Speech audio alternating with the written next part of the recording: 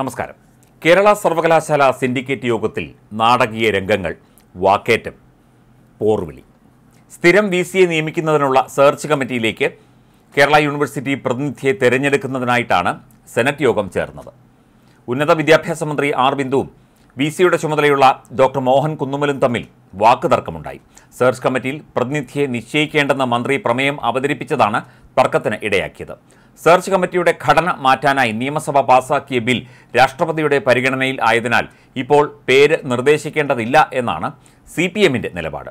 ഈ നിലപാട് വ്യക്തമാക്കാൻ കൂടിയാണ് വൈസ് ചാൻസലർ കൂടിയായ ഉന്നത വിദ്യാഭ്യാസ മന്ത്രി യോഗത്തിന് എത്തിയത്. സാധാരണ ഉന്നത വിദ്യാഭ്യാസ മന്ത്രി യോഗത്തിൽ പങ്കെടുക്കുന്ന പതിവില്ല. പ്രമേയം പാസ്സായെന്ന് മന്ത്രി പറഞ്ഞതോടെ തർക്കമുണ്ടായി. ചർച്ച കൂടാതെ പ്രമേയം പാസ്സാക്കുന്നതെങ്ങനെ എന്ന് പ്രതിപക്ഷ അംഗങ്ങൾ ചോദിച്ചു. പ്രമേയം പാസ്സായിട്ടില്ലെന്ന് VCയും വ്യക്തമാക്കി. ഇതോടെ മന്ത്രിയും VCയും തമ്മിൽ രൂക്ഷമായ വാക്കുതർക്കമാണ് ഉണ്ടായത്. യോഗം വിളിച്ചത് താനായതിനാൽ അധ്യക്ഷൻ താനാണെന്ന് VC പറഞ്ഞു. മന്ത്രി അധ്യക്ഷത വഹിച്ചതും അജണ്ട വായിച്ചതും ശരിയല്ലെന്നും VC വ്യക്തമാക്കി. യോഗം പിരിഞ്ഞെന്ന് മന്ത്രി പറഞ്ഞിട്ടും പ്രതിപക്ഷ അംഗങ്ങൾ വിട്ടുപോകാതെ പ്രതിഷേധിച്ചു. സെർച്ച് കമ്മിറ്റിയിലേക്ക് ഗവർണറുടെ നോമിനികൾ MKC നായരുടെ പേരാണ് നിർദ്ദേശിച്ചിരിക്കുന്നത്. പ്രതിപക്ഷം കാലടി സർവകലാശാല മുൻ VC MC ദിലീപ് കുമാറിന്റെ പേരും നിർദ്ദേശിച്ചു. ഇത് VC ഗവർണർക്ക് കൈമാറുമോ എന്ന കാര്യത്തിൽ വ്യക്തതയില്ല. VC പേര് കൈമാറിയില്ലെങ്കിൽ സ്വന്തം നിലയ്ക്ക് നിയമന നടപടികളുമായി മുന്നോട്ടു പോകുമെന്ന് ഗവർണർ നേരത്തെ അറിയിച്ചിരുന്നു. കേരള സർവകലാശാലയിൽ 17 പേരെ ഗവർണർ സെനറ്റിലേക്ക് നാമനിർദ്ദേശം ചെയ്തതിൽ 4 പേരുടെ നിയമനം ഹൈക്കോടതി സ്റ്റേ ചെയ്തിരിക്കുകയാണ്.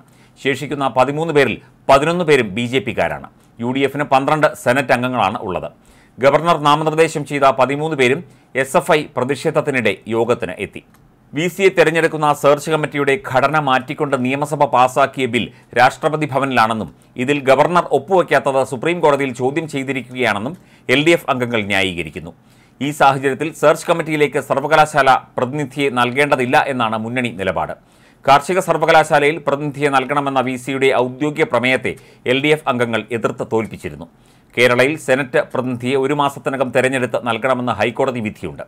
ഇതനുസരിക്കാൻ VC ബാധ്യസ്ഥനുമാണ്. പ്രമേയം പാസാക്കാൻ ശ്രമിച്ചെങ്കിലും പാസ്സായിട്ടില്ല എന്ന് ഗവർണറുടെ പ്രതിനിധികൾ മാധ്യമങ്ങളോട് പറഞ്ഞു. മന്ത്രി നിയമവിരുദ്ധമായി ഇടപെടൽ നടത്തിയെന്നും അവർ വ്യക്തമാക്കി. ഒറ്റ അജണ്ടയിൽ ചേർന്ന യോഗത്തിൽ മറ്റ് പ്രമേയങ്ങൾ പാസാക്കാനാകില്ലെന്നും അധ്യക്ഷ നിയമവിരുദ്ധമായി പ്രമേയം പാസാക്കിയതായി അവകാശപ്പെട്ടതായും പ്രതിപക്ഷ അംഗങ്ങൾ ചൂണ്ടിക്കാട്ടുന്നു.